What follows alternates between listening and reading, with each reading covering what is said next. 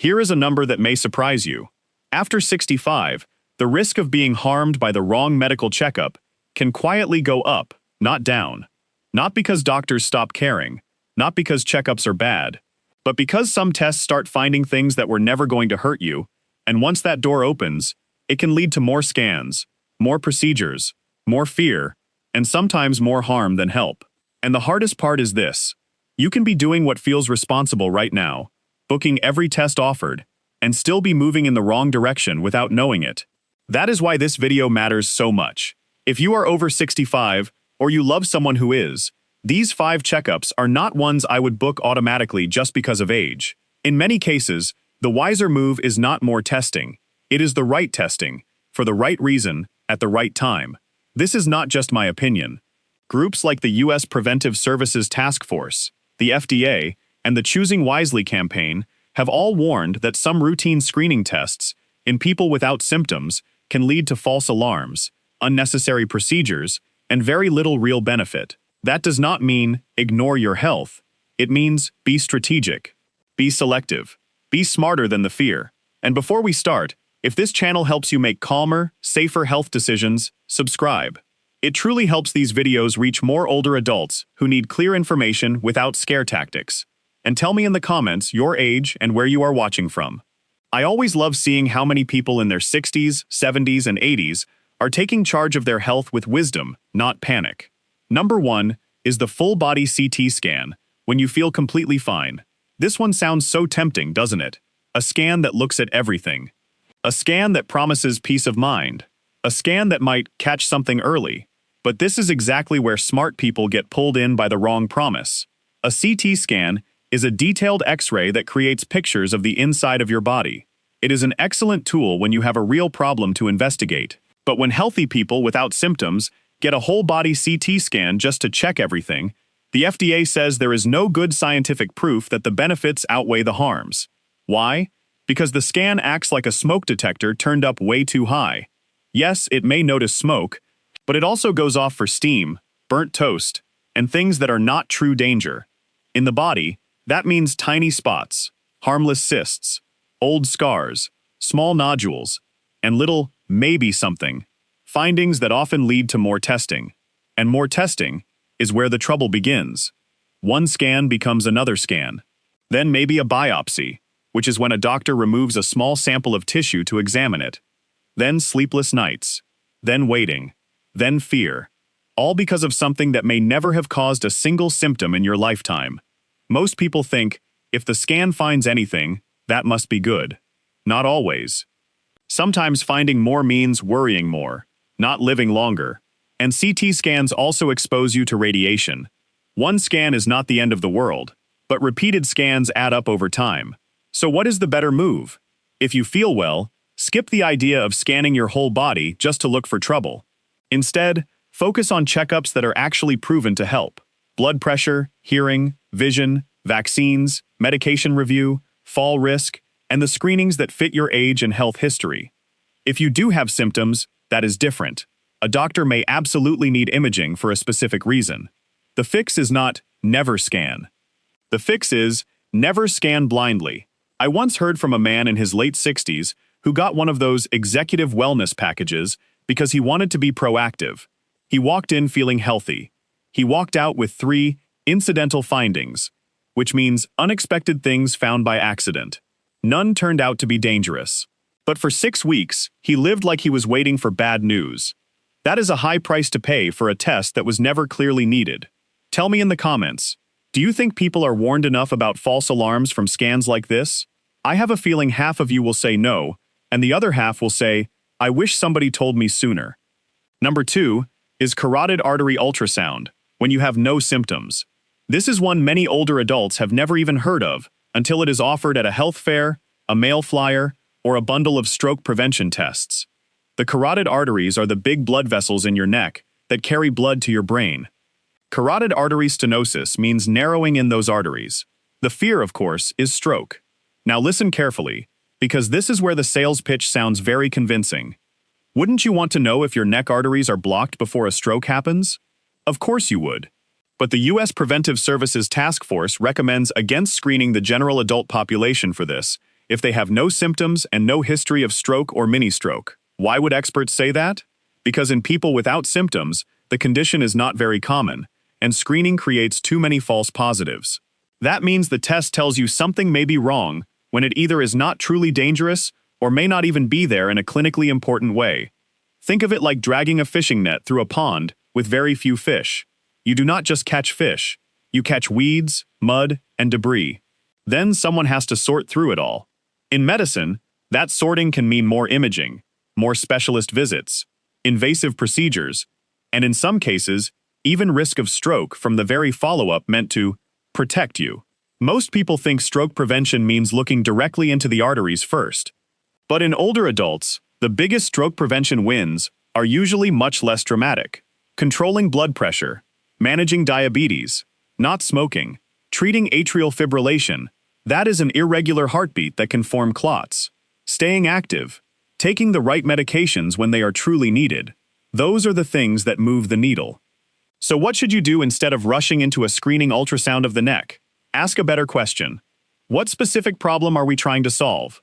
If you have stroke symptoms, sudden weakness, slurred speech, vision changes, or a doctor hears something concerning, and there is a real clinical reason, that is different. But an automatic screening test at a fair because you turned 65? That is not the same thing. And here is the mistake many families make. They confuse available with recommended. Just because a test is offered does not mean it is wise. Number 3 is the routine EKG, or stress test, when you have no symptoms and no clear reason. An EKG, also called an ECG, is a tracing of your heart's electrical signals. A stress test looks at how your heart responds when it works harder, often on a treadmill or with medication. These can be important tests, but important does not mean appropriate for everybody. The U.S. Preventive Services Task Force recommends against screening with an EKG in adults without symptoms who are at low risk for heart disease events, because the harms can equal or exceed the benefits. That surprises many people. They think, heart disease is common, so checking more must be safer. But that is not always how screening works. Picture your heart like a car dashboard. The warning lights are useful when something is actually wrong. But if you install a super-sensitive system that flashes over every tiny electrical quirk, you may end up taking apart an engine that was working just fine. That is what can happen with low-value heart screening. A small abnormality leads to another test, then maybe imaging, then maybe a catheter procedure, then maybe medications, or worry you did not truly need. Most people think a routine EKG is harmless. The paper itself is harmless. The cascade that can follow is not always harmless. Now, if you have chest pain, shortness of breath, fainting, palpitations, which means feeling like your heart is racing or skipping beats, or a known heart condition, that is a completely different story. Then these tests may be exactly what you need. But age alone is not a symptom. Let me give you a real-life type of situation I see all the time. A woman in her early 70s goes in for a routine visit. She feels okay, no chest pain, no trouble walking, but because she is getting older, an EKG is done. It shows a vague, non-specific change. That phrase alone can ruin your week. She gets referred. Then comes a stress test, then an imaging test. In the end, there is no dangerous heart disease, but now she is frightened of exercise, worried every time she feels tired, and convinced her heart is fragile. The body was not the only thing affected. Her confidence was damaged too, and that matters.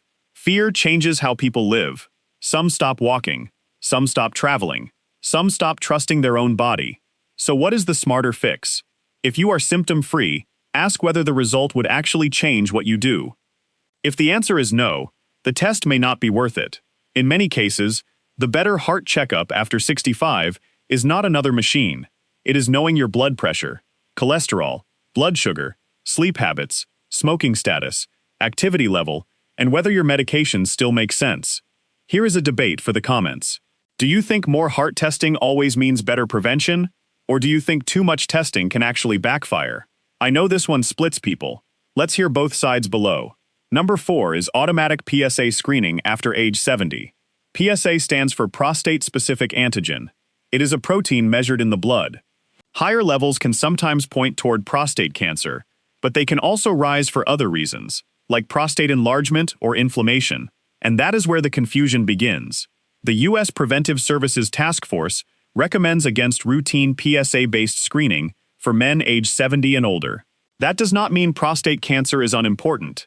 It means the balance of benefit and harm changes with age, especially when the cancer found may be so slow-growing it would never cause trouble during a man's lifetime. Think of PSA like a microphone turned up too loud. It starts picking up every whisper in the room. Some whispers matter, some do not. But once the microphone catches something, everyone reacts as if it may be an emergency. And the numbers matter here. Research has shown that false positives are common over time, and biopsies can lead to pain, bleeding, infection, and hospital visits. On top of that, some prostate cancers found by screening would never have become dangerous, but once they are found, men may go through surgery or radiation they may not have needed. Those treatments can bring urinary leakage, bowel problems, and erectile dysfunction. That is not a small price. Most people think cancer found early is always better. That sounds logical, but in prostate screening for older men, the reality is more complicated. Some cancers are aggressive and dangerous. Others are more like very slow weeds in the garden. If you dig up the whole yard for every tiny weed, you can destroy healthy ground. So what is the better move? If you are over 70, do not agree to a PSA test just because it is part of a routine lab bundle. Have a real conversation first. Ask, why are we doing this? What would happen if it is elevated? Would that next step be something I actually want? If you have symptoms, such as trouble urinating, bone pain, blood in the urine, or other concerning changes, that is different. That is not screening. That is evaluation, and it may be very appropriate. Let me tell you about Robert, age 72. Robert's older brother had prostate cancer, so Robert was scared he was next. Every year, he asked for the PSA test automatically. One year, it came back higher than before. He was terrified. He barely slept. He started imagining the worst. A biopsy was discussed. More appointments followed. After careful evaluation, the issue turned out not to be an aggressive cancer. The final plan was watchful monitoring, not panic treatment. But what changed Robert most was not the number, it was the conversation. For the first time, someone explained that screening is not the same as protection, and finding something is not the same as needing treatment. He stopped chasing reassurance through automatic tests.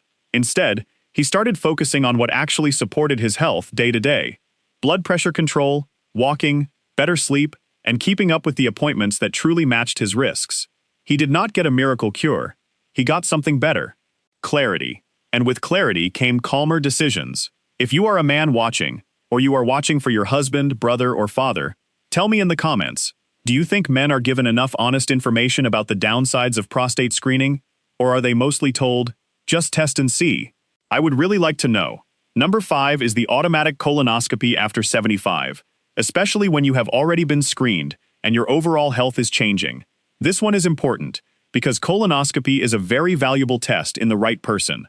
A colonoscopy is a camera exam of the large intestine, also called the colon, used to look for cancer or growths called polyps. It can absolutely save lives, but after age 75, it is no longer a simple, automatic decision for everyone. The U.S. Preventive Services Task Force says colorectal cancer screening from ages 76 to 85 should be selective, not automatic. Why? Because the benefit becomes smaller for many people who have already been screened regularly, while the downsides of testing can rise with age, frailty, and other medical problems. Think of it like inspecting a bridge. If a bridge has been checked regularly for years and kept in good shape, doing a heavy, disruptive inspection again may not add much value if the road itself is nearing the end of use for other reasons. That is not a perfect analogy, but it helps explain the key idea. Screening benefit depends on the bigger picture: life expectancy, other illnesses, past normal tests, personal preference. All of that matters. Most people think, if I did it at 65, I must do it again at 75, and again after that. Not necessarily. For some people, especially those who have never been screened before and are otherwise in fairly good health, screening later in life may still make sense.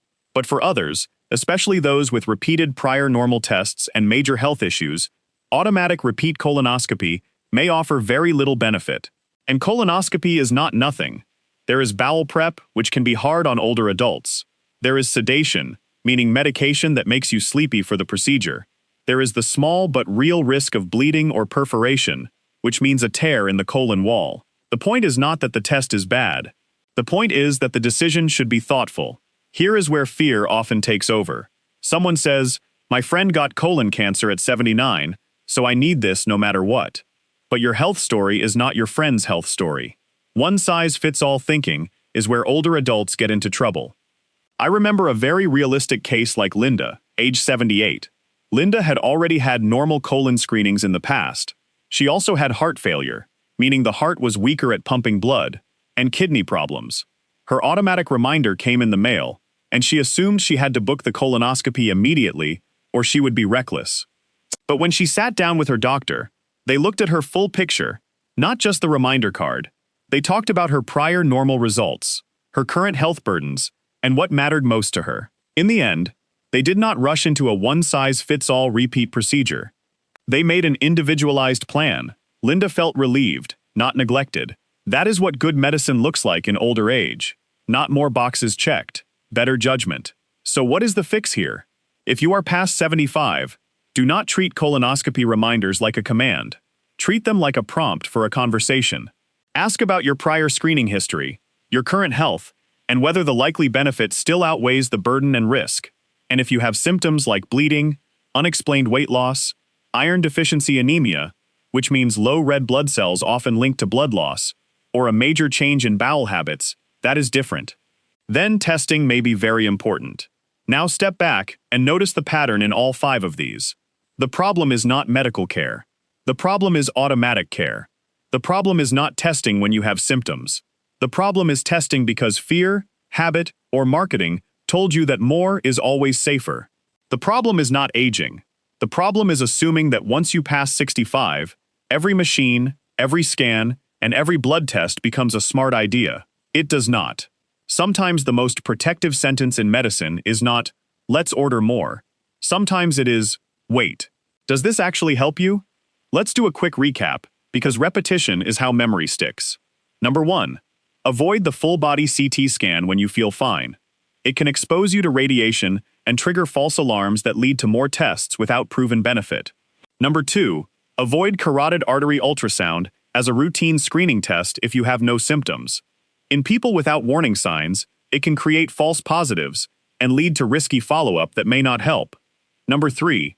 Avoid routine EKGs or stress tests just because of age when you have no symptoms and no clear reason. A harmless tracing can start a chain reaction of worry and procedures. Number 4. Avoid automatic PSA screening after 70 without a real discussion.